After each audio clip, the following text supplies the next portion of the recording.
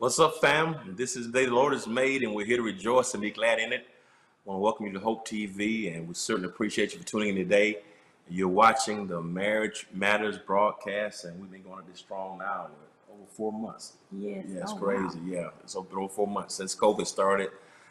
We introduced our vision. I gave my vision for Hope TV on March 16th, March 24th. We did the first airing of Marriage Matters, and man, thank you so much for those who've been tuning into the Hope TV. We appreciate you for your support. Platform, as I said earlier, a little more than 4 months old, and in just 4 months, we've had over 30 million views of our cumulative content. Can you That's believe that? incredible. Yeah, I thought my friend saying a whole lot, I guess.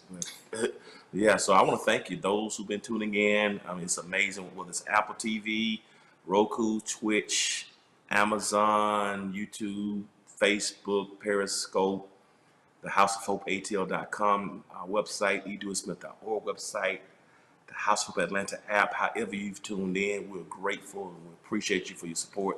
It means the world to us, and I want to thank you for that. And if you're watching through a platform now that will allow you to subscribe, to comment, to like, or to share, please do that now. It helps us with our algorithms tremendously. It's funny how, I'm trying to catch up in terms of this whole social media piece, and and your mama is on Facebook watching I know, this. so I have to be Isn't careful. that crazy? Whoever would have imagined 85-year-olds be on Facebook, and it's just a whole different day. So, I mean, things are changing. I guess the 85 is the new 65. But anyway, if you can subscribe to the YouTube channels of the House of Hope Atlanta or You Do It Smith, I thank you for that. As a matter of fact, now you can follow us on social media. We have 3 platforms for the Hope TV. We're now at about 2,200 followers for the Hope TV on Instagram. Man, just amazing. So thank you. So if you can subscribe or follow those pages, Instagram, Twitter, and Facebook on Hope TV. Also, House of Atlanta, you can follow us on all things social media as well. We just hit over 50,000 subscribers on YouTube. Hey, y'all, thank y'all so much. That's crazy, isn't it? So thank you for those who subscribe to YouTube. It will allow you to get updates. You can follow the House of Atlanta on Facebook, HOHATL on Instagram and Twitter. So please follow now. Also, yours truly, please follow me on all things social media. I have a platform, the official page of Pastor E. Dewitt Smith on Facebook, Dr. E. Dewitt Smith on YouTube, and at E. Dewitt Smith on Instagram, Twitter, and Periscope. So thank you so very much for your support. It means the world to us. So subscribe, like, comment, and share. It helps with our algorithms tremendously. It's growing by leaps and bounds. We have several sponsors now. Shout out to Face Social, one of our sponsors for Hope TV. Appreciate you guys for all you're doing to help us to spread this platform. It means the world to us as well.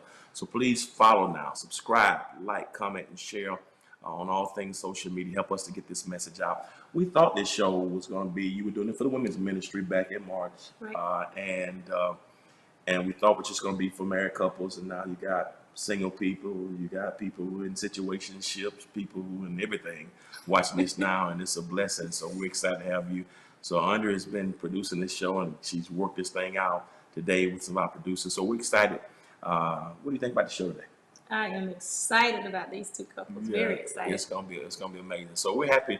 One couple has done so much in terms of ministry and mental health and counseling in the political landscape. He's a colleague and a brother. I want to welcome the Mays to our show today, Pastor Lee and Robin May. What's up, fam? How y'all doing?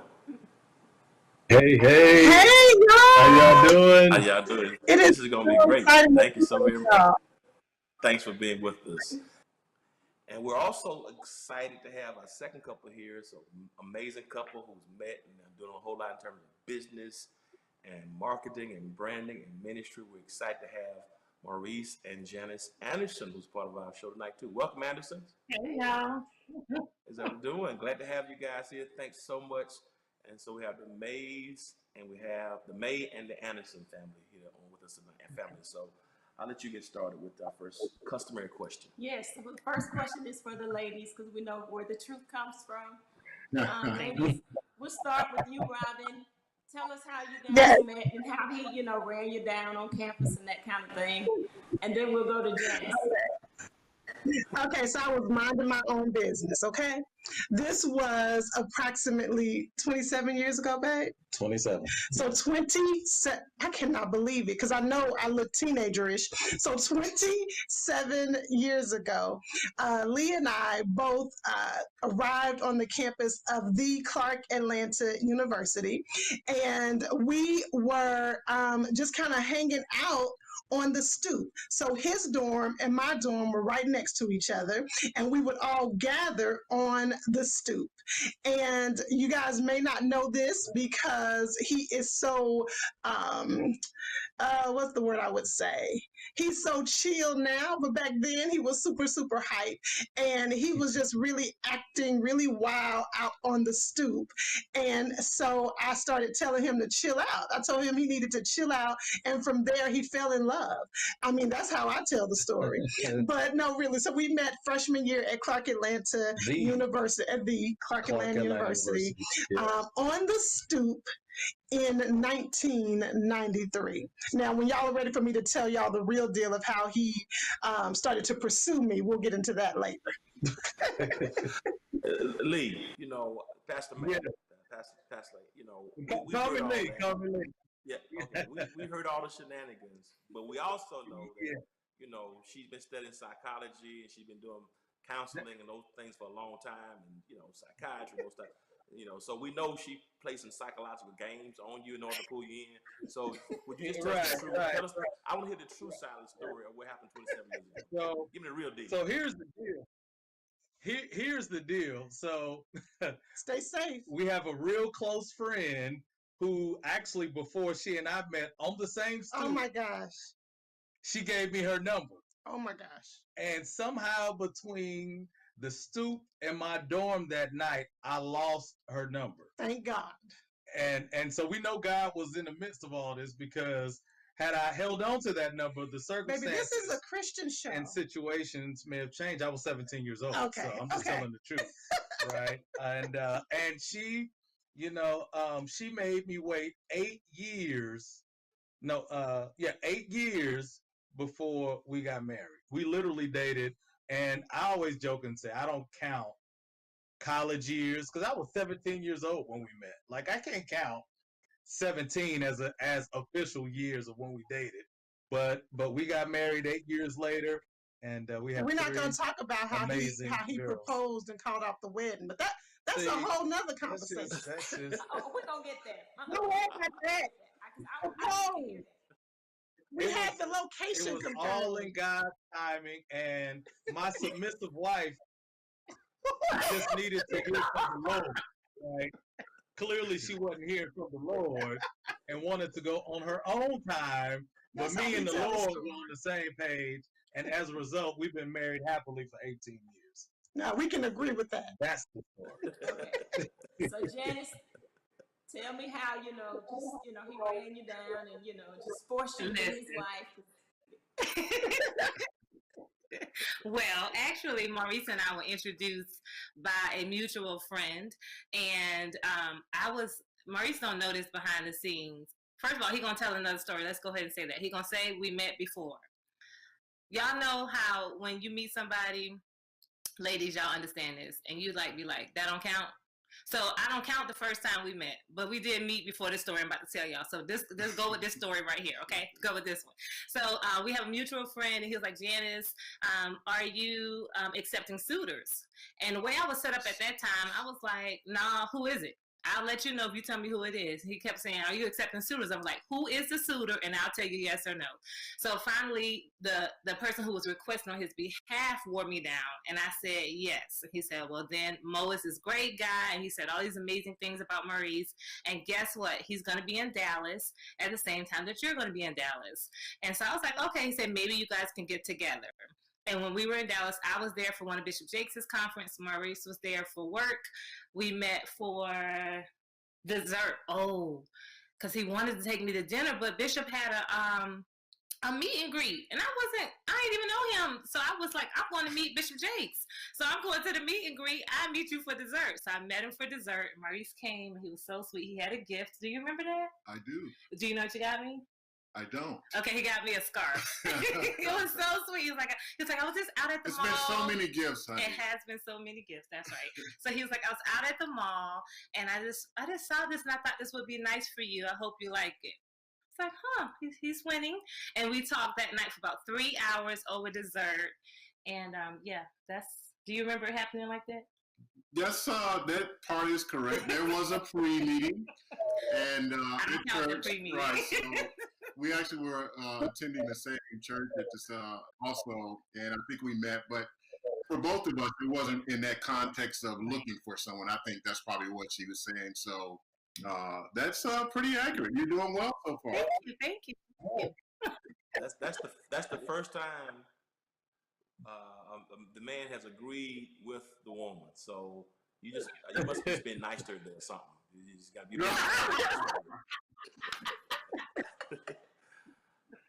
Now, I will say, Pastor, that there were if you leave it up to, there are about 4 people who actually takes credit for introducing us. Now, we don't understand quite that, but we actually met Lee and Robin. So Robin, let me just tell you about it. They came over to the house. And Pastor, you were talking about this before. She tried to give me the 3rd degree, but she didn't know I already had 6 sisters. I was already hip to her game. So we was there. We just laughed at the end. I was like, okay, I guess I'm going to have to go through this gauntlet here. He was looking out for our friends. I'm like, leave it alone. That's amazing. Lee, you and Robin have been, amazing in terms of so many things you've done in the community that I've witnessed and been a part of it. Lee, I think when I met you, you were on the DeKalb County Commission, or you were pursuing. Yeah, I was like 17 or something. That was a long time ago. Yeah, I was on the county. Yeah, and Robin will be doing some counseling things and appearances on the radio. But I think we actually knew of you through the Jenkins, because I think we're close to Charles and Tara Jenkins, and so I think Tara and Robin. Tara, you and Robin, you and Tara. One of my best friends. And actually, how about what's so funny? We met Charles, Tara and I and Lee all met Charles at the same time 27 years ago. Wow. Crazy. So that's the connection here. Yeah. Yeah, and I think I remember that wedding because in the wedding. Good. So I want to talk about what you've done in DeKalb and in terms of ministry, lead, politics, business owner, and you, Robin, in terms of what you're doing in the area of mental health. So I want to hear a little bit about that. So we moved to DeKalb County right after college. So we graduated in 97 and 98. I was on that extra year plan, but we moved to DeKalb. Our church was in DeKalb. We grew up at New Birth, and we were there for like 16 years, and just really got committed into the community. Ended up starting a business. We owned a movie theater in DeKalb. At the time, we were the youngest movie theater owners in the country. Only one of 3 Black-owned movie theaters in the country. I got licensed and ordained at our church, and Robin was working there in ministry at the time. And we've grown up together, as a young couple, even before we got married, and grew up in ministry. And somehow I got tricked into getting into politics. Literally, I got hoodwinked into running for office. And we've just really leaned really hard into serving in the community. And then I'll let Robin talk about, but just her passion of just helping people really just grew. And next thing I know, I'm married to the next Oprah, and my new life goal is to be the next Stedman, because I'm married to the next Oprah. I mean, when I tell you he is serious about it, I promise you, between him and my father and my father-in-law, they are my #1 support system. They cheer me on. So yeah, like he said, we owned the movie theater, and then we transitioned from the movie theater into Lee being in politics, and then we transitioned from politics to him pastoring. We've only been pastoring now for September will make 3 years. Yeah. But what's so interesting about that, y'all, is I can see how God was growing us up, not only personally, but growing us up in our marriage through each of those areas. Yeah. I mean, because all 3 have been challenging. It's been a blessing, but all three has stretched us and challenged us. And what's so unique, I believe, about our journey is so much of our experiences end up on the front page of the news, right? Because when you are owning a movie theater, of course, that's all over the paper. When you're in politics, the good and the not so good is all over the paper. When you are in ministry, after running a whole county and you transition into ministry, they're going to put that in the paper. And so often, we've not only had to navigate life privately, but we've had to navigate a lot of it publicly, which can have its own unique stressors as well. And like he said, I used to work in ministry at New Birth. I worked there for almost 10 years.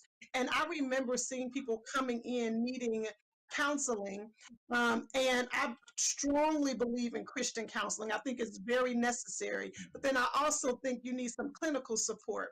And so I started to see that and became very passionate about it and went back to school, got my master's in counseling, and have been doing that work ever since. Really, really passionate. Like, I'm a little bit obsessed with helping women walk in their purpose and helping couples experience the marriage God has ordained for them. And so in ministry, it has been a perfect blend of all of that. Next Oprah, I'm telling you. Next Oprah, I'm telling you. Maurice and Janice, I want you all to talk about, what you do. I mean, how you grew up, where you from. Give us your stories. Start with you, Janice. Okay, well, so I'm from Savannah. I am the oldest of 5. This is the good part. But I'm from the hood. Y'all know that about me. I'm from the hood. I just have to go to school, be educated. I love Jesus. I got a great education, but I'm low-key ghetto if you push me there. so that's that. But I've had the fortunate opportunity over the years to work with visionary leaders and help them to build, brand, and expand their visions. And it started out, Andrea, when I was working with pastors and Christian leaders. Pastor, you were one of the first who gave me a chance. I was leading the evangelism ministry, and in my regular, non-scared of Negroes or Negroettes way, I just was going out and just spreading the gospel. And I mean, sometimes I was breaking the rules, and I was like, you know what if I could take this gospel message and lay it over my secular education and get it out? Would it work? And so I would try all these tactics that I learned in school and that I would do in my corporate job, in my ministry work. And it took me very far. And Pastor E. Dewey, a long time ago, gave me a chance and allowed me to just kind of work in marketing at church. And so then that took me, who knew that my work that I did at church would take me to doing it in the marketplace. And so my first brand was a ministry marketing mentor, where I would help pastors and Christian leaders expand their reach without compromising their message. And now here we are 12 years later. I'm doing that in a consulting capacity, and that's my main gig. And it's not only pastors and Christian leaders, but it is visionary leaders. And now it's not just expand their reach, it's build, brand, and expand. Awesome. See why I'm here? It's amazing. And it's a pleasure meeting you all. I'm too very similar, I think, in some ways. I'm a 4th generation pastor's kid. As a matter of fact, my great grandfather was one of the ones that was started on Azusa Street. So you can imagine just a long history from some pedigree standpoint. My father is now not here, but 12 years ago he passed. But he was a bishop of a large organization. So I'm absolutely a pew baby, a Pentecostal, apostolic pew baby. Yeah. So for all you all know, you really know what that means, right? And so my heart, my love is all about kingdom, about God. But I'm thankful that the Lord allowed me to, I grew up in a large family. I have 6 sisters and 2 brothers. And at one point for 2 years of my life, we actually were all in the same house with 1 bathroom. So learning how to cope, yes, I got that T-shirt, and just all of that. And but then fast forward, went to University of Georgia, go Dogs, and and graduated there, and been into management consulting for pretty much most of my career from a corporate standpoint. So I work now for Accenture, one of the executive leaders there, for helping drive their talent and organization division for corporations around the world. But really, my heart is really around helping people. You know, I've served in many pastoral roles. Actually, have a ministry also called the Leadership Church that we've done things virtually now for years. As a matter of fact, I would say when I was living in Chicago back in now early 2000, we actually were doing, and this just happened organically, we had a Bible study call that had almost 2,000 people on in the early 2000s, just because of, and it was just organic. We weren't trying to market it. We weren't trying to build it. So just to see how fast forward to this environment, just so many things. But I just love how God has allowed for me to leverage corporate thought leadership and to converge that into kingdom, into ministry. And that's really where my heart is. And we'll talk a little bit about that probably moving forward. That's amazing. You know, you talked about being in a house with 6 sisters and 2 brothers. And that's amazing because we've been talking to a lot of couples over the past couple of months about how to navigate it. And this is the first time that we've interviewed couples that have all girls. So 6 sisters, 2 brothers. So Lee and Robin, you're in the house with a teenager. Talk about your girls. I want to hear how you guys have been coping the past 4 or 5 months. COVID with a house full of women, of ladies. And you, Lee, do I need to send you some, you know, a beverage or a pill or something? So let's talk about that. That's offline. That's offline. So how about we are really looking for another house, right? And one of the things he and I keep butting heads about is because we both want a basement. Like, we're like, wherever we move, we need there to be a basement. But I'm thinking the basement is going to be the kids area. The basement is going to be the family area. He's like, no, I'm getting a basement for the man cave. Now, I'm going to say this. This is the first time I'm going to say this. Oh, Lord. This is breaking news, baby. I really think you deserve a basement because I'm being serious. I really think you deserve a basement because I will tell y'all this. And this is the first time I've said this publicly, so let me take a deep breath. I am the marriage therapist, right? I'm the person between us who does a lot of the marriage work. But I would put a lot of the health and the longevity of our marriage, I would put the blessing of that at his feet. No. I really would, No. because if anybody had the ability to navigate all of me, all that comes with Robin May, and our 3 daughters who are 13, 11, and 6, baby, your temperament is a huge reason that that house runs the way it runs. And so I just wanted to say that publicly. Oh, thank you. Well, if y'all pray, and I know y'all are all men and women of God, so just say Lee May's name, you know, every now and then. Just throw me in there every now and then, because having a house full of women. First of all, it's so much. It's not irony, but God just has a sense of humor, because God knew how much I wanted all boys. I didn't want any girls. Like I didn't. When I thought of having a girl, I would just bust out into sweat. And I'm talking about when I was a teenager, just thinking about eventually having kids, I didn't want one girl. And so to have a house full of girls, and here's the thing. So my wife calls me Mr. Inappropriate, but I'm gonna just say it. This is what y'all have to pray about, right? The fact that at some point in my life, I will have 4 women that will be experiencing a certain time of the month, likely at the same time. Yes, sir. Pray for me. That's all I'm saying. I knew we was about to go there. Let's just hope they land on the same week. Oh my God. I'm going to have to be a referee. Can somebody please I'm going to have to be a referee. I'm going to have to be like a facilitator, I am him of issues that may arise in my house. So I will say this though. It is so ironic because we're not gonna say ironic. We know that it is God, but all three of those girls demonstrate a different aspect of who I am. And he already finds himself having to navigate.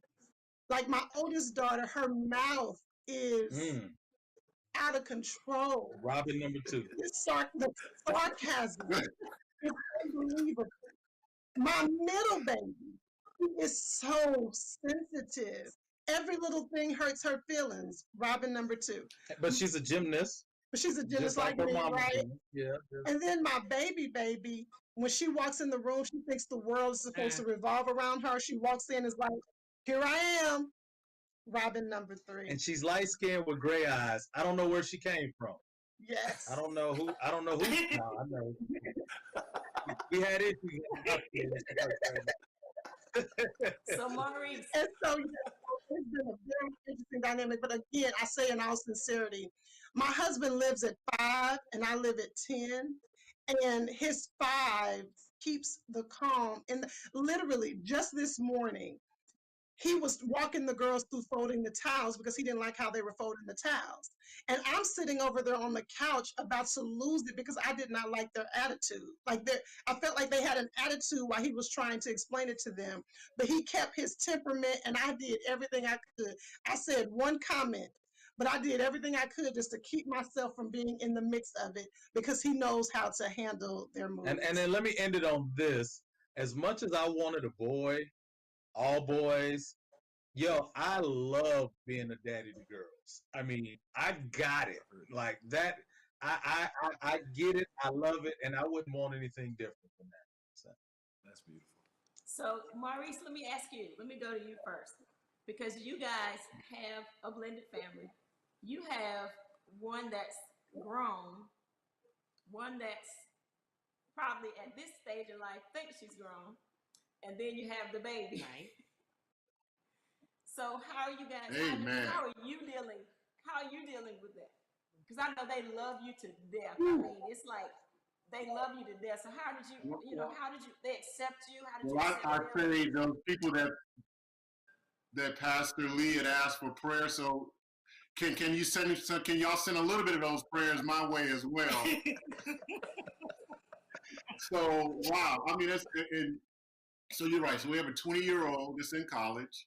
We have an 11-year-old who really, I tell her all the time, I'm like, Jada, I need to work for you because you know everything. Like, it's nothing you don't already know. So I need to work for you, right? So we have that one.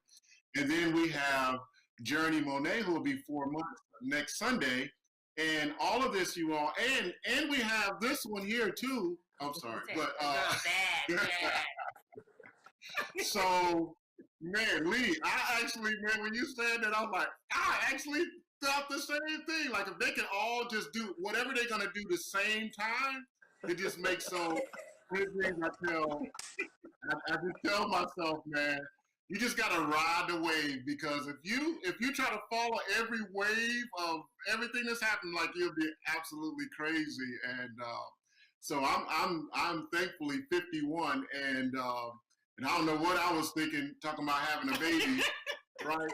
A real baby. I still wake up and I'm like, honey, we actually have a baby, right? So it's been beautiful, and but yeah, it's never no days off, and but honestly, I see how it's making me a better man, because it really just causes you to really just have that balance and just that steadiness, and I just try to be real consistent. And it's that type of consistency that's important for how we just navigate each day, because it's so many things that's happening all the time. And brothers, we know that it can change by the minute with each person. And so I just try to be consistent, and I'm still learning how to best meet their needs and at the same time make things happen. But Lee, I do co-sign you on you having your man cave in your basement, man. That was a lifesaver for me. Listen, our whole downstairs of our house is dedicated to Maurice, and I think that's the main reason he can tolerate all of us. Now, I low-key feel some kind of way, because I need my own space too. I mean, you know, it's not just that he needs space from the girls. I need space from him, the children. You know, so I need a basement. Like, where's my basement? It's called the bedroom. The bedroom. Absolutely. Who Yeah. said that? Who made that rule? Who made that rule? Because see, this is the thing. No one comes into the basement, but everybody comes into our bedroom. Baby, when do they come in there? All the time. I don't come in there. I don't come in there. So let me ask you something, Janice, because you Okay. guys have a blended family, and I Yes. love your relationship with that your girls have with Maurice. I love the way your family has blended together. So when did you introduce the girls to Maurice, and just how did you guys make this thing work? Just it seems seamlessly. I know what you mean.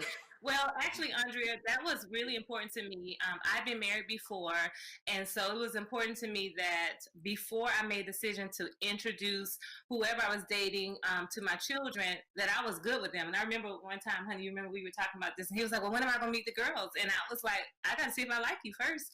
So I don't know how much I like you. And based on whether I really like you, then I'd introduce you to the girls, because, you know, kids are very impressionable. And my girls, especially at the time, my youngest was in the house, my middle, she attaches very quickly. So I wanted to make sure that he was stable, that we got along. I needed to understand that his role, I mean, we had a conversation before he met the girls about the type of role that he would play in their lives. I had a teenager when Maurice and I first started dating, and she has a relationship with her dad. Actually, both of them have relationships with their fathers that are good. And so she didn't need another dad.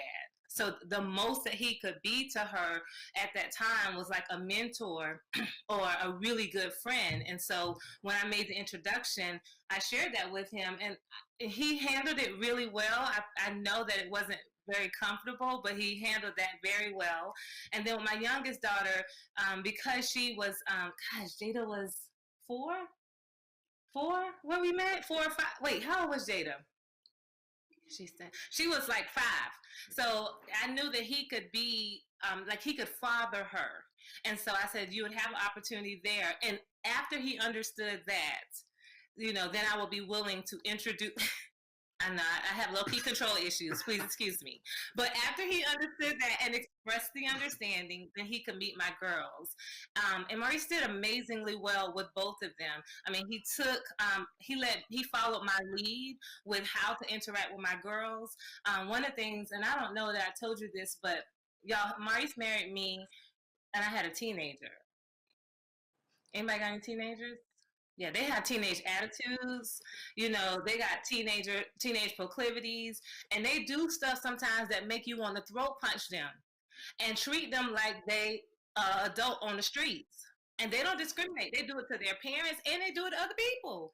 And so Maurice was walking into that with my teenager, who I uprooted from where she lived, her school system, her friends, her church, her sports. And so her teenage attitude was high. And Maurice was really gracious with dealing with her. And I didn't have to consistently remind him that she's just a kid, she's just a teen. It's like the Lord just matured him in advance. And he was very safe for them. He was safe for them. And he's been safe for me. He's been safe for me to kind of grow through stuff and to grow through those stages. Fast forward now, Maurice and I, this year's our 5th year of marriage. Yes. And one of the things that was important to us is that minimally we follow the guidelines, because they say it takes 7 years for a family to blend. But I feel like we expedited that 7-year period. My children, with no coercion from me, celebrate Maurice, and they look at him as a second father. And that is not something I did. He built that relationship himself just by doing what he said, being consistent. He's been very consistent. And he honored the boundaries that I was establishing for my girls. I knew my girls. And so it was up to me to share with Maurice things about them, their attitudes, their way, what they're really saying and not saying, because, you know, they are a perfect combination of me. One is really direct, and and one is very sensitive, And the direct one would think, when we're direct, people think we're cold and callous and things don't affect us because we're so direct. But they do. And so you got to learn how to read those clues and navigate that thing. She'll come off kind of standoffish, but really she's just a big teddy bear. And that's Maurice's ace, actually. Yes. Well, all of them are at certain points. And this one, I kind of go back to the part when I'd ask about when I would meet the girls at the time, Jasmine and Jada. It wasn't so much that I was wanting to push meeting them ahead of time, but I really wanted to see how Janice interacted with her girls more so, because for me it was more of a she thought it was more about me, but it was actually more about her and how she interacted. How was she as a mother? Because I had an excellent example as a mother from my mother, so I wanted to see how their relationship was, because I knew if their relationship wasn't really in a good place, it's no way that I would have been able to do that. And then I think the other part of that for me was the fact that I knew that I had to extend enough love and energy and time, not just for her. Because a lot of times you think you're just marrying that person, but you're marrying each of them. And when I proposed to Janice, I was very nervous. I literally proposed to each of them. I proposed to Janice and the girls, like separately. And so, and that meant a lot to me. So that was really a part of that, not to rush it, but just to say, hey, I know it's just not you, and then not just ignore the children. So he really did good. Maurice, I'm so glad that you didn't meet the girls too early, because Janice couldn't do hair. So you might not have married her. If you had seen her, she used to wear like Jasmine's hair, you might not have married her. So I'm glad you waited until she learned how to do hair better. So First Lady, when we found out we were having a girl, I had already started watching YouTube videos of how I was gonna have to do Journey's hair. Real story, that's true. He's telling the truth. He is telling the truth, because y'all know that's not my gift. That's not my area of giftedness. And I just went ahead and let him know I'm not good at that. It's amazing here how beautifully you've been able to weave, that together. Andre and I got married 25 years ago in March. 25 years ago in March. And when we got married, our story was not as beautiful or not as smooth. As a matter of fact, my oldest sisters, you watch the movie Dumb and Dumber? That's a great description of my sisters when I got married. And they had some very intense discussions in church between Andre and my sisters initially. Tough conversations. And and by the grace of God, it turned out beautifully, but it started smoothly. Robin, you said something earlier that I thought was beautiful. You talked about how Lee and Lee's father have been huge supporters of you. I think that's a great lesson and some encouragement, because you got a lot of people who don't have these stories, whether it be blended family, whether it be dealing with in-laws. I mean, sometimes the in-laws are outlaws. Tell us, how did Lee's father, his family, make that smooth? What was his approach? What did you do? And Lee, maybe you can chime in too. And then maybe give us some insight, those who are watching who have some difficulty finding that peace. What would you suggest? Well, one of the things, Lee and I have been together, we've been married 18 years and we have been together 25 years. Is that right, babe? 27 years. So we've grown up together. That's very important. So his parents have watched me grow up. My parents have watched him grow up. And I remember something that was very interesting. Remember, I did share that Lee proposed and he called off the wedding. And I always bring it up. He's like, are you going to ever let that go? Okay? I always bring it up. But I believe it was such a God moment for us in so many ways. But one of the things that my father told my husband when we got married, he told him, listen, I'm giving my daughter's hand to you in marriage. If there becomes an issue, if there is a challenge, it's your responsibility to come to me, not Robin. I don't want her to have to come to me. I want you to. And that really set the foundation for our dynamics with our parents. We have to give them credit as well. They have been very intentional about not trying to dictate what happens in our marriage. Like I said, my husband, my father in love, and my father, they are such cheerleaders to me. It's almost like, oh my God, give me a minute. I'm going to do it. They feel like I can do anything. Yeah. So, in that mindset, though, it's interesting because Janice talked about the fact that when you're dealing with a blended family, regardless if it's children or blending our families together, researchers have said that it can take up to 7 years for a couple to fully blend. Now, again, we know the Holy Spirit can come in and make that a much shorter time. But what I would tell a couple who's dealing with, we say in love, who dealing with in love challenges, I want to say this first of all. There are 5 areas that are commonly the issue that shows up in marriage. 5 areas. And if you've been married longer than a week, one of these 5 you have dealt with.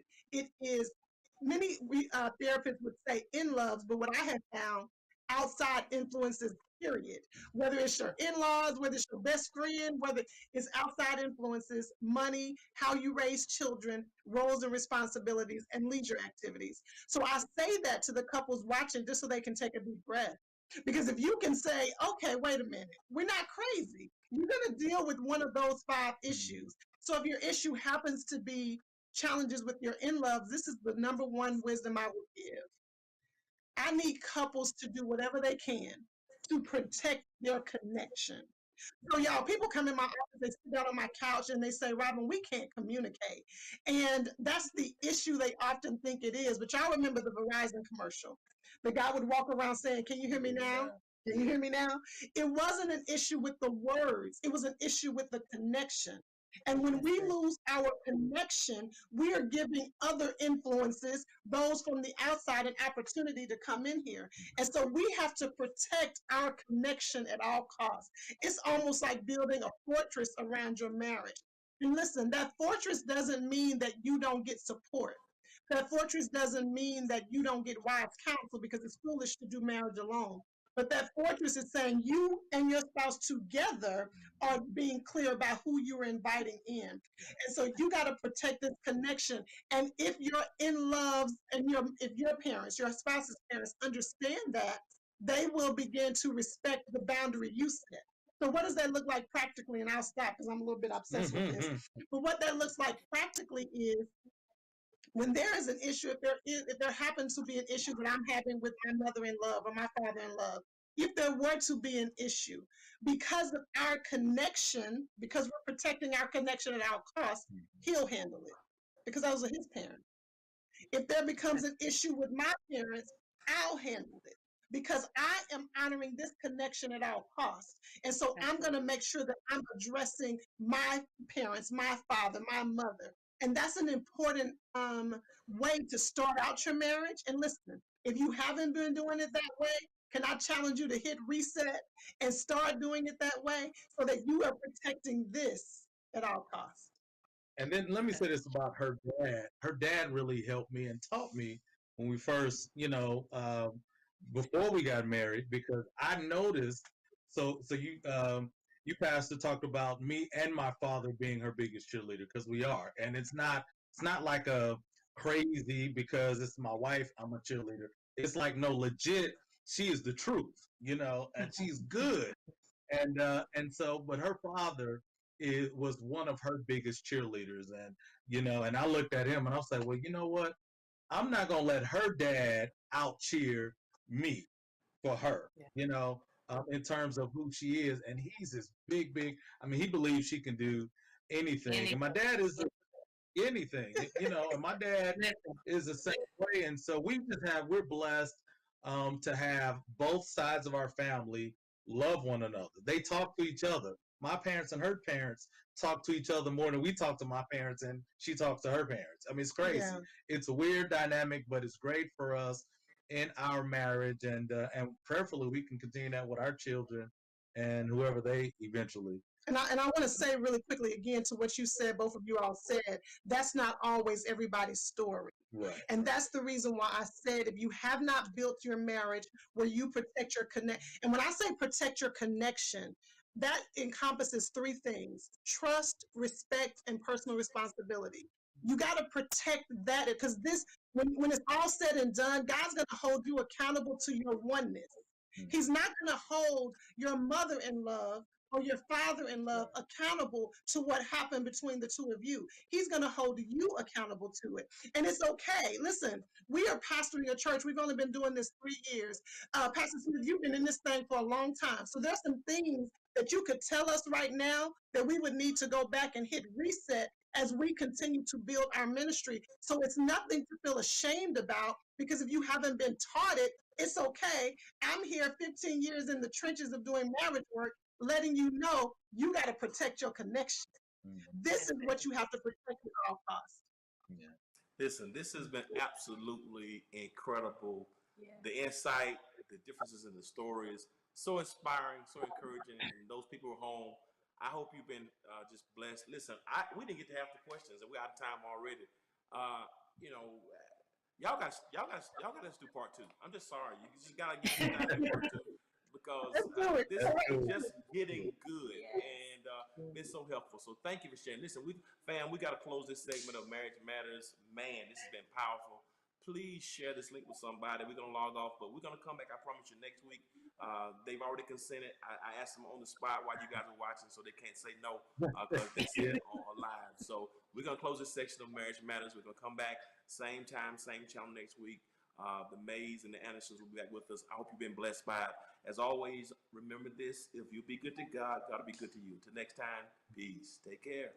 Bye, y'all. Guys.